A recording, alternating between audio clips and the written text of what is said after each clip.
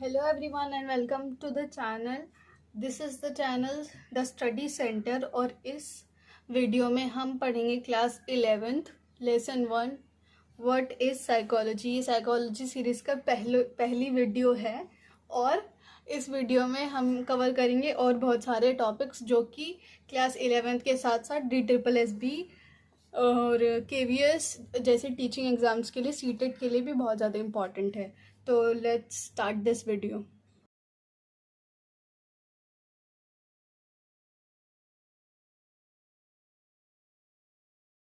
हमारा पहला चैप्टर है व्हाट इज़ साइकोलॉजी। इस चैप्टर में हम डिटेल में जानेंगे साइकोलॉजी के बारे में, कैसे इवोल्यूशन हुआ साइकोलॉजी का, कैसे इसके और टाइप्स हैं, कौन कौन से सब्जेक्ट है जिससे ये रिलेटेड है। तो फर्स्ट हमारा टॉपिक यही है कि व्हाट इज़ साइकोलॉजी। तो फर्स्ट टॉपिक है व्हाट इज साइकोलॉजी। तो इसकी डेफिनेशन है the term is derived from two terms. Psychology दो शब्दों से मिलकर बनी है। फर्स्ट इज साइकी, दूसरा है लोगोस। साइकी का मतलब होता है माइंड और लोगोस का मतलब होता है study. So basically it is the study of mind, psychology. पर ये जो डेफिनेशन है द स्टडी ऑफ माइंड, ये है बहुत पुरानी definition and we need to learn the new definition which is in NCERT. Psychology is a science which studies mental processes and experiences and behavior. This is the definition which is authentic and as per the latest books. So the definition is comprised of three terms that are mental processes, experiences and behavior. These are the three terms that we need to know more about in detail.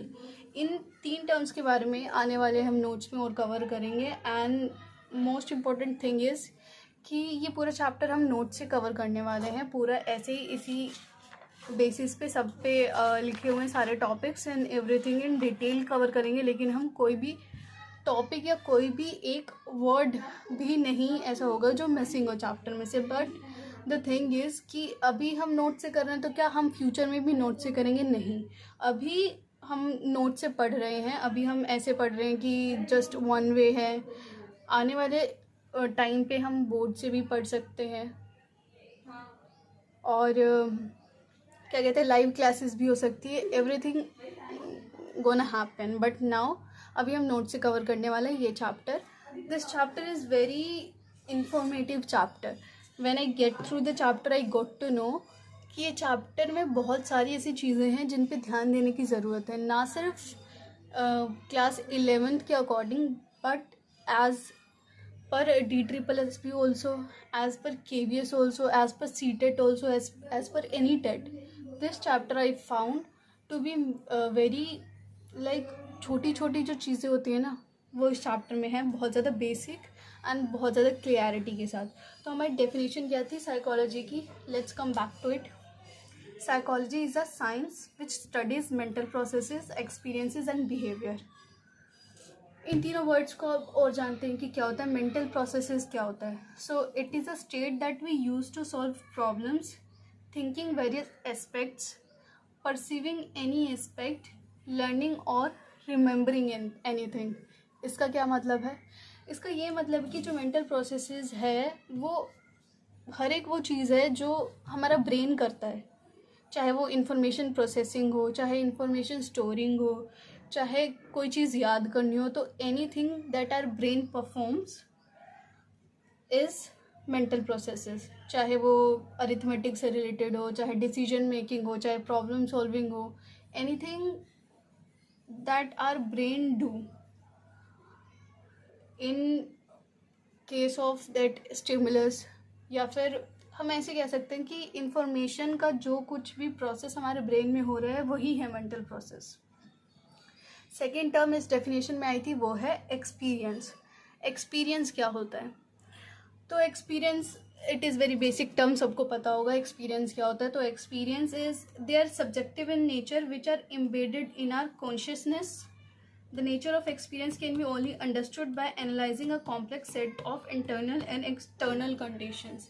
इसका क्या मतलब है? इसका ये मतलब है कि जो भी लाइफ लॉन्ग या फिर अभी तक जितने भी आपको इंसिडेंट्स मिले या फिर जो भी चीज़ें हुई उसको लेके आपके ब्रेन में क्या स्टोर हुआ, तो वो हो जाएगा आपका experience. It could be related to anything, like आपने कंप्यूटर के पास आपकी नॉलेज है 3-4 साल की, तो हो जाएगा कि आपको कंप्यूटर का एक्सपीरियंस है।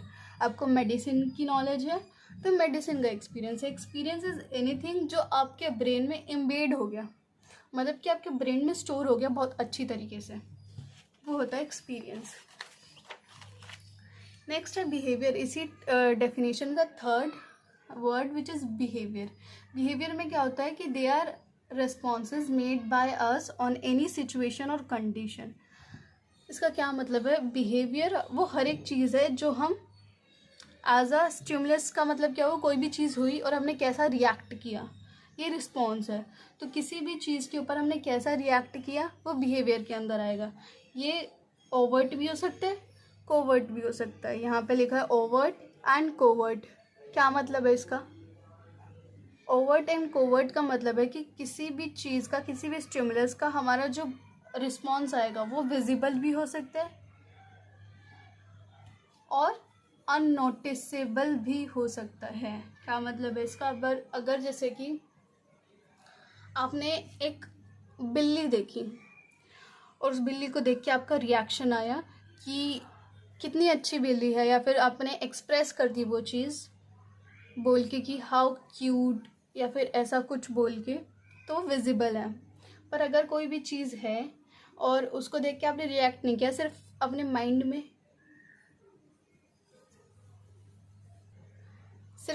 में सोचा कि कितनी गंदी बिल्ली है या फिर कुछ भी, आपने बस एक्सप्रेस नहीं किया, तो वो हो जाएगा कोवर्ट। एक्सप्रेसिव, ओवर्ट, जो दिख जाए कि कैसा एक्सप्रेस किया आपने स्टिमुलस के ऊपर, कैसा रिस्पॉन्ड किया। और है कोवर्ट, मतलब आपने इंटरनली रिएक्ट किया, किसी को पता ही नहीं चला कि आपने क्या रिएक्ट किया, is covert. As per some psychologists, the behavior is studied as an association between stimulus and responses. Both can be internal और एक्सटर्नल। सेम चीज़ है, स्टिमुलस और रिस्पॉन्स का एसोसिएशन होता है, और रिस्पॉन्सेज इंटरनल भी हो सकते हैं, एक्सटर्नल भी, आप एक्सप्रेस कर भी सकते हैं, नहीं भी। Now most important topic starts which is psychology as a discipline. Discipline का मतलब होता है सब्जेक्ट। तो साइकोलॉजी एज अ सब्जेक्ट कैसे आया उभर के, कैसे ये फिलॉसफी से साइकोलॉजी में कन्वर्ट हुआ, क्या क्या माइलस्टोन्स थे जिसकी वजह से बिगिनिंग हुई साइकोलॉजी की। So this chapter is all about this. Let's start from the first point which is first lab of psychology is established in Leipzig Germany by William Wood in 1879. Most important sentence of this chapter. As per DSSB also, DSSB PRT also, as per CTET also, the first lab of psychology कब established हुई? So it's in 1879. कहाँ पे हुई? लाइजिंग Germany ने, किसके द्वारा? William would के द्वारा। So these 3 points are most important. Second, दूसरा पॉइंट इसमें है, it is the discipline which studies about the human behaviour, experiences and mental processes. तो ये सेम सेंटेंस है जो कि हमारा था डेफिनेशन ऑफ साइकोलॉजी में, कि साइकोलॉजी क्या होती है? एक ऐसा सब्जेक्ट है जो हमारे ह्यूमन बिहेवियर को भी एक्सप्लेन करता है, हमारे एक्सपीरियंसेस को भी, और हमारे मेंटल प्रोसेसेस को भी। थर्ड पॉइंट है, it makes us understand how our mind works and how certain mental processes result in specific behavior. Basically it tells about us कि जो हमारा दिमाग है कि ये काम करता कैसे है, कैसे मेंटल प्रोसेसेस होते हैं, कैसे एक स्पेसिफिक बिहेवियर कोई निकल के आता है। सो दिस टर्म या फिर दिस लाइन स्पेसिफाइज दिस, कि हमारा जो ब्रेन है उसको समझना कैसे काम करता है, कैसे बिहेवियर आते हैं, कैसे एक्सपीरियंसेस हेल्पफुल होते हैं, दिस इज साइकोलॉजी। अब आगे पढ़ेंगे इसी चैप्टर में कि साइकोलॉजी दो पैरेलल स्ट्रीम्स में है। ध्यान से सुनना, साइकोलॉजी क्या है, दो पैरेलल स्ट्रीम्स में है। First is psychology as natural science, psychology as social science. ये दोनों पैरेलल सब्जेक्ट्स हैं, पैरेलल डिसिप्लिन्स हैं, but psychology is related to both the subjects. पहला है psychology as a natural science. तो psychology as a natural science, how, what makes psychology as a natural science?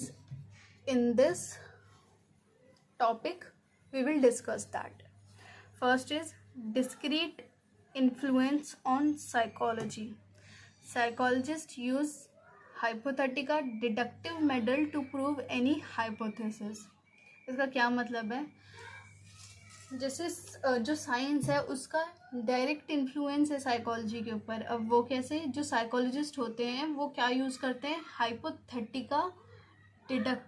Hypothetical deductive model किसी भी theory को या hypothesis को explain करने के लिए। और इसका सबसे बिगेस्ट एग्जांपल है the big bang theory.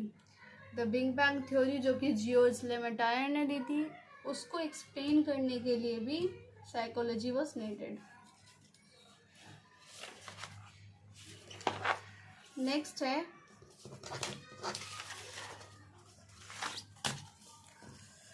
by using their model many psychologists gave theories on topics like motivation and perception. Motivation और परसेप्शन जैसे टॉपिक्स के ऊपर भी साइकोलॉजिस्ट ने कई सारे मॉडल दिए, कई सारे काम दिए। मोटिवेशन के ऊपर है two factor motivation theory which was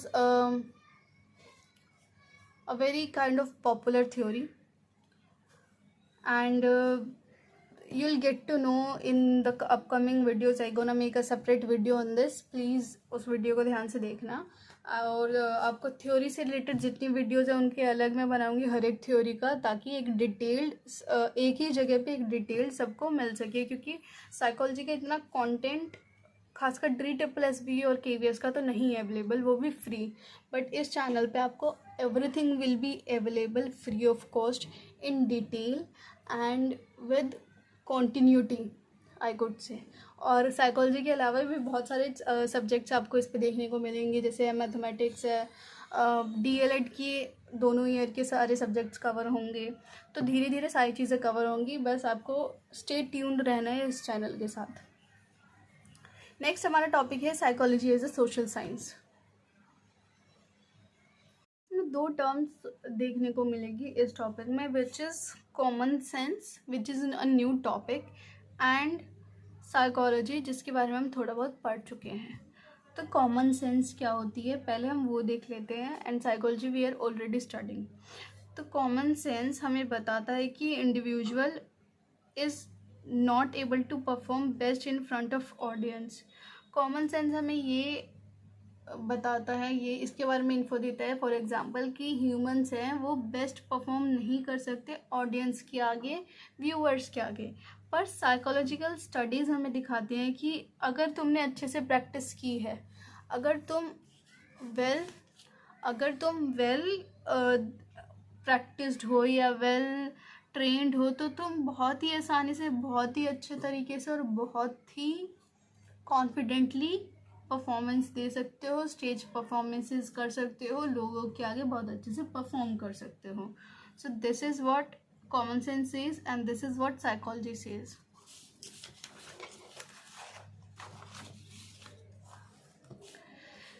next, evolution of psychology. One of the topics that are most asked, one of the topics that are most मतलब limelighted topics. तो पहला है William would gave the school of structuralism. William would ये वही इंसान है जिन्होंने first laboratory खोली लिप्जिंग जर्मनी में 1879 में। This is the person who is regarded as the beginner of this new era. इन्हीं से माना जाता है कि साइकोलॉजी की शुरुआत हुई, क्योंकि इन्होंने फर्स्ट लैब खोली थी।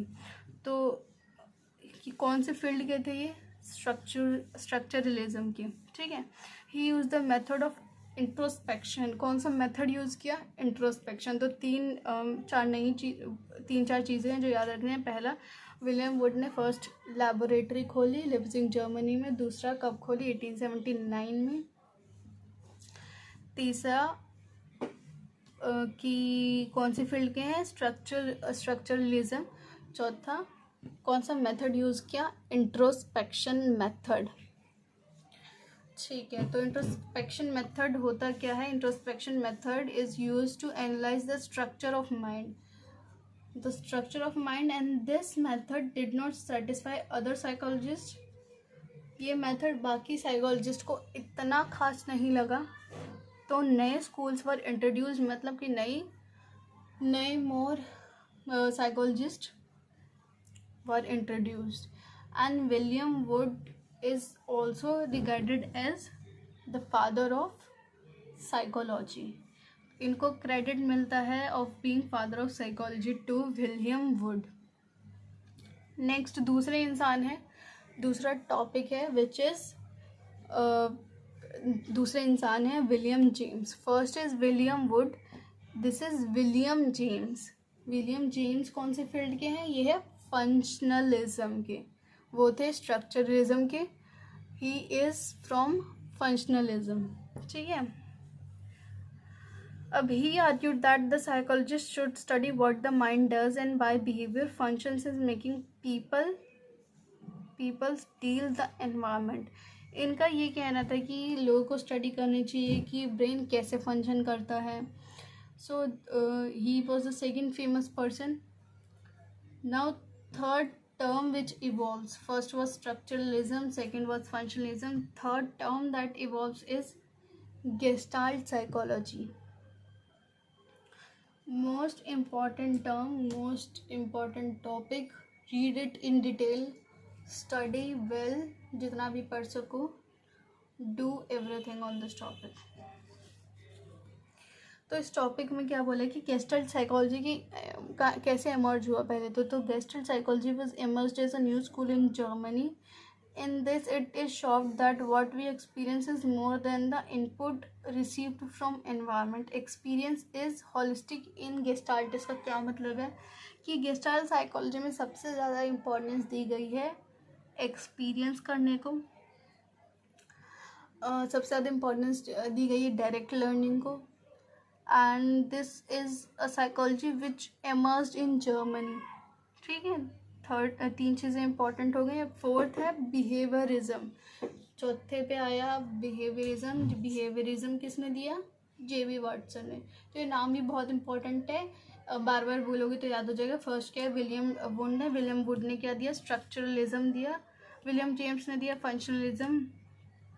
गेस्टल्ट साइकोलॉजी को देने वाले तीन लोग थे, उसमें से एक तो वो हैं वोल्फगैंग कोहलर, उनमें से सबसे ज़्यादा पॉपुलर वैसे दिया तीन लोगों ने था। नेक्स्ट है हमारा बिहेवियरिज्म। बिहेवियरिज्म किसने दिया, जेबी वाटसन ने। Behaviourism is in behaviorism he derived the idea of introspection and conciseness. As per him, scientific psychology must focus on what is observable and verifiable, मतलब ऐसी चीज़ें जो ऑब्जर्व की जा सके और वेरीफाई भी की जा सके, ऐसी चीज़ों पे फोकस देना चाहिए। So as per JB Watson. Next is Sigmund Freud. Sigmund Freud gave psychoanalysis. Another important thing, psychoanalysis. So he viewed human behavior as a dynamic manifestation of unconciseness, unconcise desires and conflict. So he basically gave preference to the behavior. Next is humanism. Humanism or humanistic perspective, which is given by Carl Roger and Abraham Maslow. Next we have is important constructivism. Constructivism का क्या मतलब होता है? तो modern cognitive psychology views human beings actively constructing their minds through their exploration into the physical and social world. तो जो भी humans अपने माइंड के अंदर इंफॉर्मेशन कंस्ट्रक्ट करते हैं रिगार्डिंग जो भी वो चीज़ें फिजिकल एनवायरनमेंट या फिर सोशल वर्ल्ड में देखते हैं, उसी को कंस्ट्रक्टिविज्म बोल देते हैं। तो एक बार याद करेंगे सारा। First is structuralism given by William Wood. Second is functionalism given by William James. Third is Gestalt psychology, which is given by three, and one of them is Carl Roger. Sorry, not Carl Roger. One of them is this Wolfgang Kohler. Wolfgang Kohler. Next is behaviorism, which is given by J.B. Watson. Psychoanalysis, which is also known as first wave of psychology. Second wave is first wave of psychology is behaviorism, which is given by J.B. Watson, and it is first wave of psychology. Second wave of psychology is psychoanalysis, which is given by Sigmund Freud. Third wave of psychology is humanism, which is given by Carl Roger and Abraham Maslow. And at last there is constructivism. तो पहले पे है structuralism, किसने दिया? Absolutely correct, William would ने। Second पे है William James, किसने दिया? सेकंड पे है फंक्शनलिज्म, किसने दिया? William James. थर्ड पे है गेस्टाल्ट साइकोलॉजी, किसने दिया? वॉल्फगैंग कोहलर। फोर्थ पे है बिहेवियरिज्म, किसने दिया? जेबी वॉटसन। फिफ्थ पे है साइको एनालिसिस, किसने दिया? Correct, Sigmund Freud. Next is humanism, किसने दिया? Carl Roger and Abraham Maslow. And at last there is constructivism. Now it's time for some of the important years of psychology, landmarks basically. First one is 1879, again William Wood, first psychological lab, Leipzig, Germany. 1890 William James, first laboratory in America of psychology and publishes Principles of Psychology.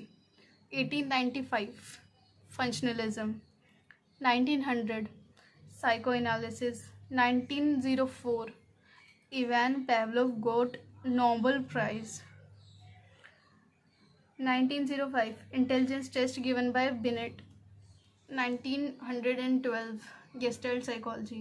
1916 first psychological department at Calcutta University. 1922 psychology included in Indian Psychological Association. 1924 Indian Psychological Association founded, plus J.B. Watson publishes behaviorism. ठीक है, next is 1928 SNN Sengupta and Radha Kamal Mukherjee published first text book on social psychology. Next 1951 humanism given by Carl Roger and Abraham Maslow again. 1953 B.F. Skinner. B.F. Skinner is also father of operant conditioning. You will study in upcoming classes what is operant conditioning, who is B.F. Skinner, who is this Watson. You're gonna study in upcoming sessions, but now you have to remember कि 1953 में B.F. Skinner ने publish किया Science and Human Behavior plus में Strengthening of Behaviorism. 1954 Ibrahim Maslow. Who is Ibrahim Maslow? Ibrahim Maslow is the person who gave humanism along with Carl Roger. He published Motivation and Psychology book. These years are very important, as well as what are the landmarks happen in these years are also important. 1954 में bureau of psychology establish होता है, कहाँ पे? अहमदाबाद में. Next we have 1955. In 1955, National Institute of Mental Health and Neuroscience was opened. NIMHANS, National Institute of Mental Health and Neuroscience, Bangalore में. 1962 में hospital खुलता है मेंटल डिसीजेस का रांची में. 1973, कॉनरेड लोरेंस एंड निको Tinbergen win Nobel Prize of their work on built-in the species-specific animals' behavior patterns. 1978 में Herbert Simon को Nobel price मिलता है डिसीजन मेकिंग के कंसेप्ट के ऊपर. 1981 में डेविड ह्यूबल एंड टोनस्टन को नोबेल प्राइज़ मिलता है रिसर्च करने के लिए विजन सेल्स पे. 1981 रोजर स्पेरी को नोबेल प्राइज़ मिलता है स्प्लिट ब्रेन रिसर्च के ऊपर. 1989 में national academy of psychology NAOP establish होती है. 1997 में national brain research centre NBRC is established at Gurgaon, Haryana.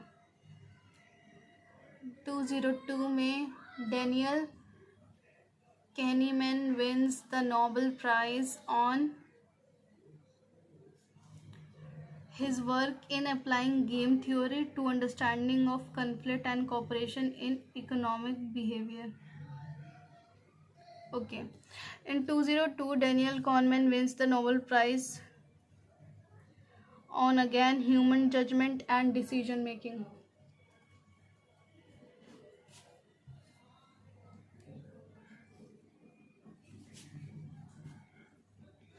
2005, Thomas Killing wins the Nobel Prize for his work in applying game theory to understanding of conflict and cooperation in economic behavior. These are some of the important years, but you have to remember most important one. So this also and most important one also. तो जो सबसे ज़्यादा important है वो मैं बता देती हूँ कि वो तो याद करने हैं एनी हाउ. उसके अलावा भी आपको वैसे तो सारे करने हैं पर कुछ इंपॉर्टेंट हैं जिन्हें एक्चुअल में ही याद रखना है, विच इज़ जिनमें से सबसे पहला है मोस्ट इम्पॉर्टेंट. ये तो हमेशा याद रखना है. 1879 William Wundt first lab where Leipzig Germany in Germany. 1890 में विलियम जेम्स ने फर्स्ट लैब खोली थी साइकोलॉजी की. कहाँ पे? अमेरिका में. So he is also known as father of American psychology. इनकी बुक आती है 1890 में प्रिंसिपल्स ऑफ साइकोलॉजी. नेक्स्ट 1895. ये भी ये तीनों डेट्स बहुत इंपॉर्टेंट है बट 1895 है third date which is functionalism. ये भी इम्पॉर्टेंट है. 1900 में साइको एनालिसिस आया सिगमंड फ्रॉइड द्वारा. 1904 में इवान पावलोव को नोबेल प्राइज़ मिला. ये भी इम्पॉर्टेंट है. 1905 में इंटेलिजेंस टेस्ट बनाया गया बिनेट द्वारा बाय बिनेट. ये भी इम्पॉर्टेंट डेट है एक. तो अभी तक हो चुकी है हमारी 6 इम्पॉर्टेंट डेट्स हैं. उसके बाद है 7th डेट 1912 में गेस्टाल्ट साइकोलॉजी आती है जर्मनी में. This is also a important date. तो we have till now 7 important dates. उसके अलावा है इम्पॉर्टेंट 1951 ह्यूमैनिज्म कब आया. This is also important. उसके बाद इम्पॉर्टेंट है इब्राहिम मोस्लो 1954 पब्लिश किया मोटिवेशन इन साइकोलॉजी. ये भी इम्पॉर्टेंट है. तो हो गए 7, 8, 9 important. Then from here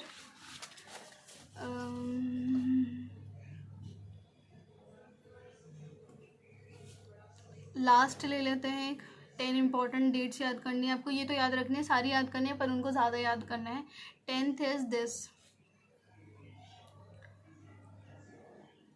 1989 national academy of psychology. National academy कब खुली साइकोलॉजी की, ये डेट याद रखनी है. तो all we have 10 important dates जो इसमें से याद रखनी है विच इज़ मतलब कि आपको याद होनी ही चाहिए एनी हाउ. इम्पॉर्टेंट मतलब इम्पॉर्टेंट है. घोल के पी जाओ, याद कर लो. नींद में कोई पूछे तो भी बता सको, ऐसे याद कर लो. बस रट लो इन डेट्स को. तो सबसे ज़्यादा ऑब्जेक्टिव क्वेश्चंस, 1 वर्ड वाले क्वेश्चंस या फिर जो भी MCQ होते हैं वो यहीं से बनते हैं, इन्हीं डेट से। तो this dates are very important, learn anyhow, लिख के कमरे में चिपका लो, कुछ कर लो, याद कर लो बस। Next our topic is development of psychology in India.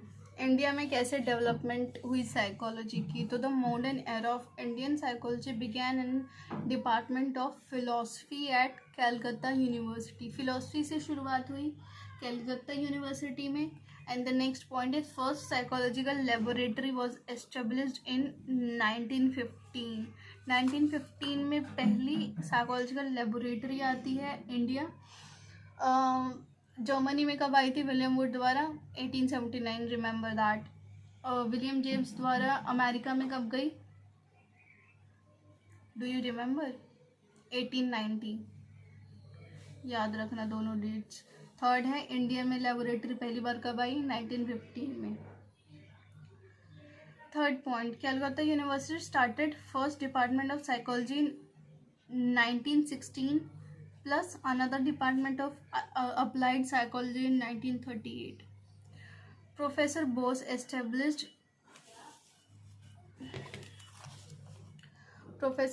established Indian Psychoanalytical Association in 1922.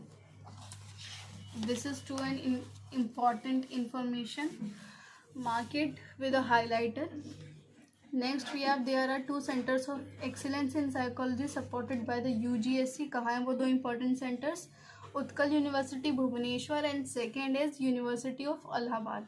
तो पहली है Utkal university centre at Bhubaneswar and second is university of Allahabad. Next we have this important book.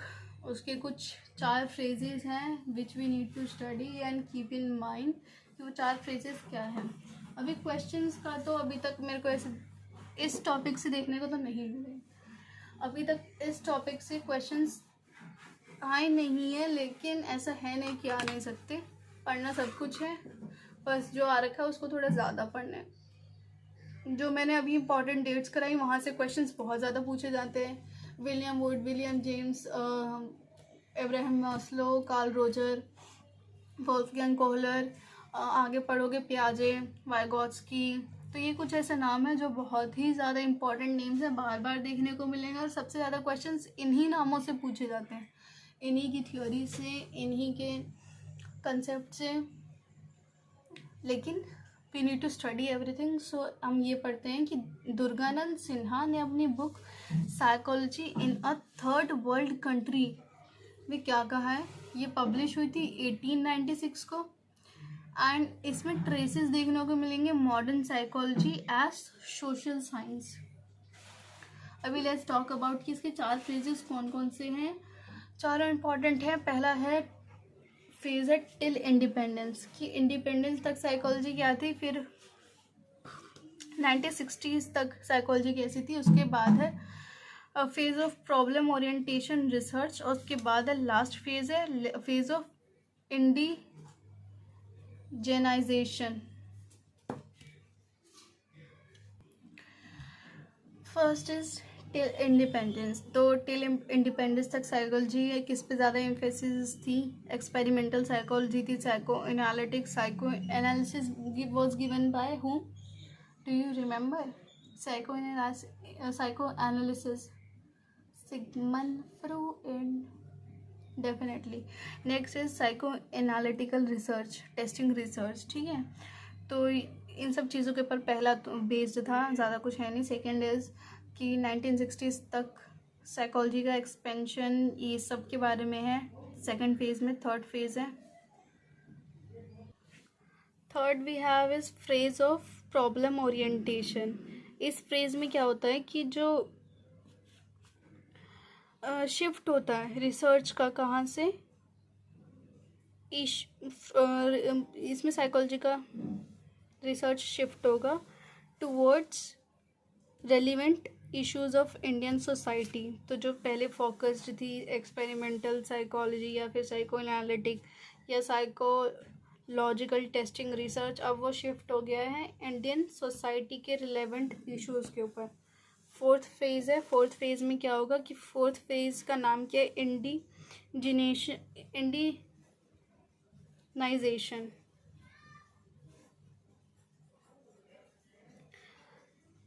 The phase of indigenisation, effort to adopt.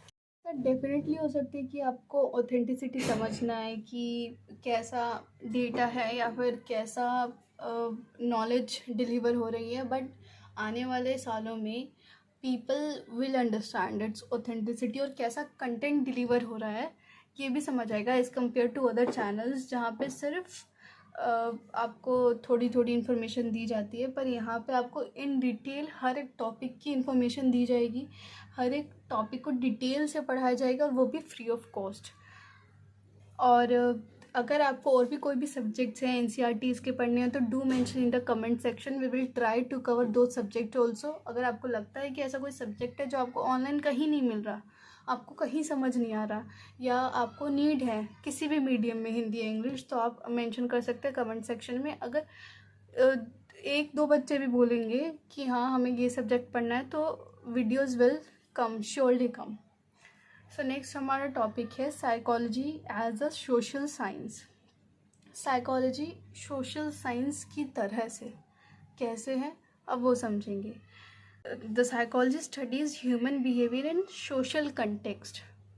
जो psychology है उसको as a मतलब social context या as a society भी देखा जाता है ह्यूमन बिहेवियर को, क्योंकि ह्यूमन्स आर सोशल एनिमल्स। तो सोसाइटी के अकॉर्डिंग क्या साइकोलॉजी होनी चाहिए, क्या नीडेड है, ये सब भी आता है साइकोलॉजी के अंदर। Human behaviour is shared by there socio cultural environment. तो जो ह्यूमन बिहेवियर है वो कैसे बनता है अपने आसपास के सोसाइटी से, अपने आसपास के कल्चर से। फॉर एग्ज़ाम्पल, ऐसा मोस्टली केसेस में नहीं होता है पर ऑलमोस्ट होता है कि जैसे आपके फ्रेंड्स होते हैं आप भी वैसे ही बन जाओगे।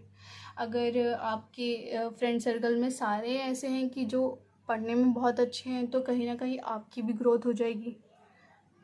So this is what in this point it is trying to be clarified. Humans are created by socio-cultural environment. This point is done, and then psychology deals with human behavior and experiences in the context of their society and culture.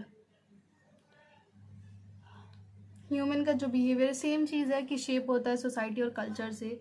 The psychology is a social science with focus on individual and communities in relation to their socio-cultural and physical environment.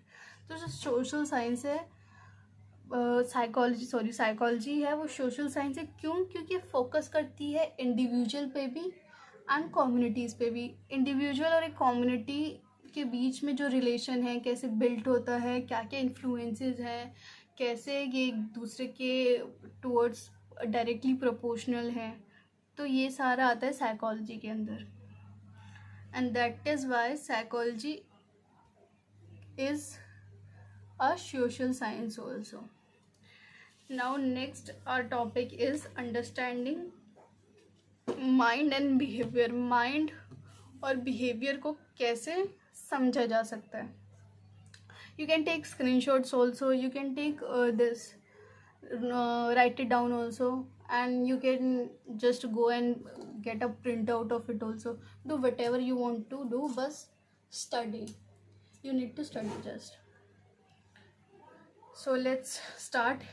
It is true that the mind cannot exist without brain, but mind is a separate entity. इसका क्या मतलब है? इसका ये मतलब है कि ये सच है कि जो हमारा माइंड है, माइंड क्या मतलब मन, जो हमारा मन है वो एग्जिस्ट नहीं करता, पर जो ब्रेन है वो और माइंड एक सेपरेट एंटिटी है। मतलब ये दोनों अलग अलग चीज़ें, ब्रेन अलग होता है, माइंड अलग होता है। नई चीज़ है ये वाली, इसमें पढ़ने को मिलेगी, but it's true. You have heard people saying कि हमारा मन नहीं है आज स्कूल जाने का, या फिर हमारा आज मन नहीं है करेला एंड ऑल खाने का। तो व्हाट इज़ दिस मन? So this is what the mind refers here. इसका क्या मतलब है इस लाइन का ये मतलब है कि जो हमारा माइंड है वो हमारे ब्रेन के बिना एग्जिस्ट नहीं करता है, ये सच है। पर ब्रेन और माइंड दोनों अलग अलग चीज़ें हैं, दोनों एक चीज़ नहीं है बिल्कुल भी, दोनों बहुत अलग चीज़ें हैं। उसके बाद क्या है, earlier it was believe that there is no relation between mind and the body, now neuro science is clear that there is no relation between mind and behaviour. पहले ये समझा जाता था कि माइंड और बॉडी के बीच में कोई भी रिलेशन नहीं है, but it is clear that कि जो हमारा ब्रेन है और माइंड के, जो हमारा बिहेवियर है और माइंड के बीच में कोई डिफरेंस नहीं है, but there is a difference between mind and brain. Third pointed, it has been shown that using positive visualization technique and using positive emotion one can bring significant changes in bodily terms। इसका क्या मतलब है? Visualisation techniques मतलब होती हैं कुछ psychological techniques, उसकी मदद से आपके इमोशंस को भी पॉजिटिव किया जा सकता है, आपकी थिंकिंग को भी पॉजिटिव किया जा सकता है, और आपकी फिजिकल हेल्थ को भी इम्प्रूव किया जा सकता है। आगे पढ़ेंगे, एक टर्म है आगे which is psycho neuro immunology. Psycho neuro immunology, इस टर्म का मतलब क्या है? इस टर्म का ये मतलब है कि जो माइंड है उसका यूज़ करके इम्यूनिटी सिस्टम को भी स्ट्रॉन्ग बनाया जा सकता है। इज़न्ट इट अमेजिंग या इज़न्ट इट न्यू थिंग कि हम साइकोलॉजी की मदद से फिज़िकल बॉडी को भी हील कर सकते हैं, इम्प्रूव कर सकते हैं, स्ट्रॉन्ग कर सकते हैं। So this field is psycho neuro immunology. उसके अलावा यहाँ पे एक एग्जाम्पल है जिसमें बताया गया है कि कैसे फोबियाज़ को भी दूर किया जा सकता है विजुअलाइजेशन की मदद से। जो आर्टरीज में ब्लॉकेज होती है उनको भी ठीक किया जा सकता है साइकोलॉजी के अंदर विजुअलाइजेशंस की मदद से। अब यहाँ से तुम्हारा स्टार्ट होता है most important topic of this chapter, most important topic as per psychology syllabus और pedagogy syllabus, which is popular notions about the discipline of psychology। तो यहाँ पे फोर्थ फेज है। फोर्थ फेज में क्या होगा कि जो एफर्ट्स लगाए जाएंगे to adopt western psychology in the Indian context, Indian context के हिसाब से अडॉप्ट किया जाएगा वेस्टर्न साइकोलॉजी को। सो यहाँ तक तो था ये 4 phases. First was till independence, उसके बाद है 1960 तक क्या होता है, उसके बाद है कि प्रॉब्लम्स क्या हुई, रिसर्च मतलब कि प्रॉब्लम्स क्या थी और कैसे शिफ्ट हुआ टूवर्ड्स इंडियन सोसाइटी के इश्यूज़ की तरफ। और फोर्थ है एफर्ट्स टू अडॉप्ट, क्या एफर्ट्स किए गए अडॉप्ट करने के लिए वेस्टर्न साइकोलॉजी को। Next and most important topic, branches of psychology. तो ब्रांचेस बहुत सारी साइकोलॉजी की, उसमें से कुछ इंपॉर्टेंट ब्रांचेस को पढ़ेंगे विच is first is cognitive psychology. Cognitive psychology के अंदर आता है investigation, mental processes, acquisition, storage, manipulation, transformation of information, मतलब कि सारा डेटा से रिलेटेड, सारी इंफॉर्मेशन से रिलेटेड, सारी जो भी एक्सपीरियंसेस हैं उनसे रिलेटेड जो है वो है कॉग्निटिव। कॉग्निटिव का मतलब ये होता है ब्रेन, सो ब्रेन साइकोलॉजी। तो इसमें क्या होगा, सब कुछ ब्रेन से रिलेटेड है। मेंटल प्रोसेसेस हैं, एक्विजिशन ऑफ नॉलेज है, स्टोरेज ऑफ नॉलेज है, मैनिपुलेशन ऑफ नॉलेज है, everything which is related to brain और mental processes. Second is biological psychology. तो जो बायोलॉजिकल साइकोलॉजी होती है वो किससे रिलेटेड होगी, तो focuses on the relationship between behaviour and physical system including the brain and the rest of nervous system. मतलब क्या है, मतलब है कि जो ब्रेन है और उसका बाकी की जो नर्वस सिस्टम है उससे कैसा रिलेशन है, इज बायोलॉजिकल साइकोलॉजी। बॉडी और ब्रेन का relation is biological psychology. Next we have neuro neuropsychology. Neuropsychology में क्या होता है, साइकोलॉजिस्ट और न्यूरोसाइंटिस्ट दोनों मिलके काम करते हैं और रिलेशन एस्टेब्लिश करते हैं या फिर रिलेशन ढूंढने की कोशिश करते हैं between behaviour, emotion, cognition and brain function. Brain और इमोशंस, कॉग्निशंस को पहचानने की जो स्टडी है is neuropsychology. Next we have at 4 developmental psychology. तो जो डेवलपमेंटल साइकोलॉजी है ये स्टडी करती है physical, social and psychological changes के ऊपर जो डिफरेंट स्टेजेस पे होते हैं। डिफरेंट स्टेजेस पे जो डेवलपमेंट होती है वो आता है डेवलपमेंट साइकोलॉजी के अंदर। Next we have social psychology, as easy as name, कि जैसे पीपल को कैसे इफेक्ट होता है सोशल एनवायरनमेंट का, कैसे इंटरेक्शन होता है, कैसे इफेक्ट होता है किसी की साइकोलॉजी पे, उसके आसपास की सोसाइटी का, is social psychology. Next we have cross cultural and cultural psychology. इसका मतलब क्या है कि कल्चर का रोल क्या है किसी के बिहेवियर को समझने में, किसी का बिहेवियर शेप होने में क्या रोल है कल्चर का, is cultural psychology. Next is environmental psychology. Environmental psychology में क्या होता है कि जो हमारा एनवायरनमेंट है, फिजिकल एनवायरनमेंट, फिजिकल फैक्टर्स जैसे टेम्परेचर, ह्यूमिडिटी, पॉल्यूशन, इसकी वजह से क्या इम्पैक्ट पड़ता है ह्यूमंस के ऊपर, यह है environmental psychology. Next is educational psychology. Educational psychology is nothing but you just learn or you get to know that how people actually learn, how people actually grab the information. Sports psychology के अंदर क्या था, as per the name suggest, psychology principles to improve sports performances by enhancing motivation. एक performance को कैसे बढ़ाया जाए psychology का यूज़ करके, is sports psychology.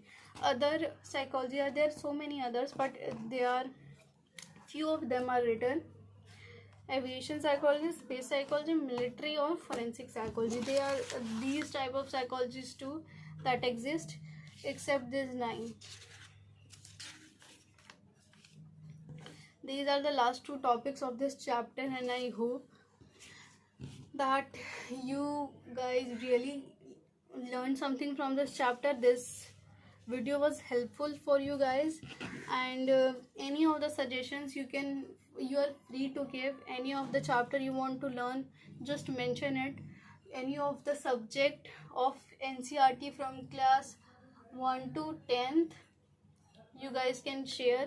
Any DLED topic, any the psychological concept or any of the theory of any psychology, anything, just mention. We have a team of teachers that will tackle different subjects, but as per the need. If you guys are really interested in studying any subject on this channel, do mention. Next we have psychology and other disciplines. Psychology अलग अलग और कौन से discipline है जिनसे जुड़ी हुई है: economics, music and finance, law and criminology, mass communication, sociology, architecture and engineering, medicine, computer science, philosophy, political science and education of course. इन सारे अदर सब्जेक्ट से भी psychology is connected any how. Next and last most topic of this chapter की psychology, how psychology is useful in everyday life, where we use psychology. Let's finish this topic also, and with this we are complete with our chapter. I hope guys you like the chapter and it was helpful for you. I just want people to get to know about the content which is being delivered. Psychology in everyday life. First point is, after studying psychology you would be able to solve your problems more effectively. अपनी problems को ज़्यादा effectively solve कर सकते हो. अपनी problems को ज़्यादा और ना बढ़ाकर आप बहुत आसानी से tackle कर सकते हो. The principle and methods of psychology that you will learn will make you analyze and understand your relation to others. You will apply the psychological terms or concepts you will learn on yourself also and analyze कि क्या relation है कैसे relation है, कैसे कोई चीज़ आपको affect कर रही है, कैसे आप किसी और चीज़ को अफेक्ट कर रहे हो. So this all you will learn after studying psychology. Obviously these things will definitely help you understand yourself in a better way, your positiveness, your what are your strengths, what are your weaknesses. By using various psychological principles we can enhance our abilities like learning and memory. We can definitely enhance or what we say grow, develop our learning, our memory, everything using psychological principles. There's so many psychological principles such as this simple to complex which says कि आपको simple चीज़ें पहले याद करनी चाहिए फिर complex की ओर जाना चाहिए. So these are the psychological principle that you can use अपनी स्टडीज़ में and everywhere to teach, to study everything. Last point, thus the knowledge of psychology is quite useful in our daily life, in our everyday life, and is rewarding from personal as well as social point of view. ये हमारे लिए personal as well as social point of view से भी बहुत ज़्यादा important है. And this psychology is definitely very important.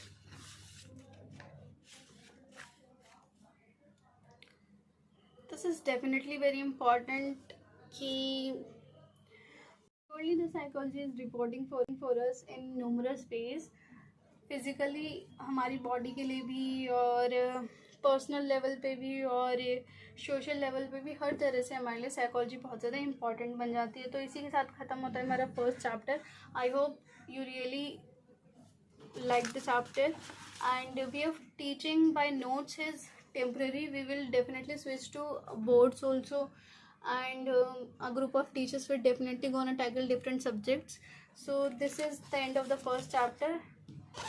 Do comment your reviews and please whatever your subject you want to study please do mention. All course is free and you will get to know its authenticity by the end of this playlist. This is the first video of the playlist of the entire course of psychology or pedagogy. See you in the next chapter. Good luck. Goodbye.